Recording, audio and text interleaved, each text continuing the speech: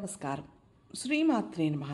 అమావాస్య రోజు చేసే పనుల్లో తగిన జాగ్రత్తలు తీసుకుంటే దరిద్ర దేవతను ఇంటి నుంచి తరిమివేసి లక్ష్మీదేవిని ఆహ్వానించగలుగుతాం.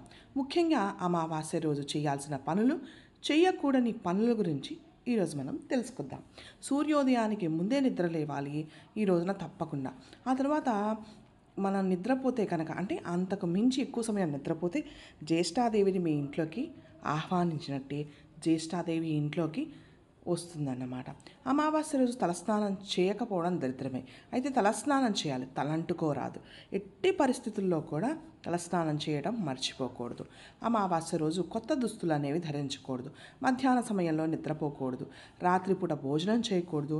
మధ్యాహ్నం భోజనం చేసి రాత్రికి ఫలహారం తీసుకోవచ్చు.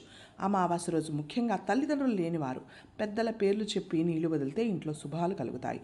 పితృదేవతలకు ప్రీతికరంగా నువ్వులు, గుమ్మడికాయలు వీటిని మనం చక్కగా దానం చేసుకోవచ్చు.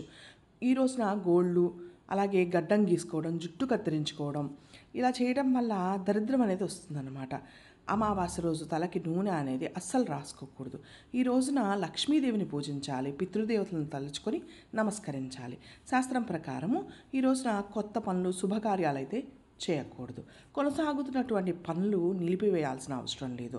అమావాస్య రోజున పసిపిల్లలను సాయంత్రం తీసుకొని బయటికి తీసుకుని వెళ్ళకూడదన్నమాట. ఈ రోజున అన్నదానం, వస్త్రదానం విశేషం. లక్ష్మీ పూజకు అత్యంత అనుకూలం. పితృదేవతలు మన శ్రేయస్సును కోరుకుంటారు కాబట్టి అమావాస్య రోజున వారికి పిండ ప్రదానం చేయాలి, లేకుంటే కనీసం నీళ్ళైనా వదలాలి. ఇంట్లో పూజలను శుభ్రం చేసుకుని పితృదేవతలకు నైవేద్యం సమర్పించాలి. అనంతరము పెద్దలను స్మరించుకొని కాకులకి, ఆవులకి, కుక్కలకి ఆహారం పెట్టడం వల్ల పరమ పవిత్రమవుతుంది ఆ ఇల్లు. ఇక అమావాస్య రోజున పితృదేవతలకు పూజ చేయడం శుభ ఫలితాలను ఇస్తుంది. ఇంకా జీవితంలో సుఖ సంతోషాలను ప్రసాదిస్తుంది. ఇలాంటి మరిన్ని వీడియోల కోసం మా ఛానల్ని లైక్ చేయండి, షేర్ చేయండి, సబ్స్క్రైబ్ చేయండి. నమస్కారం.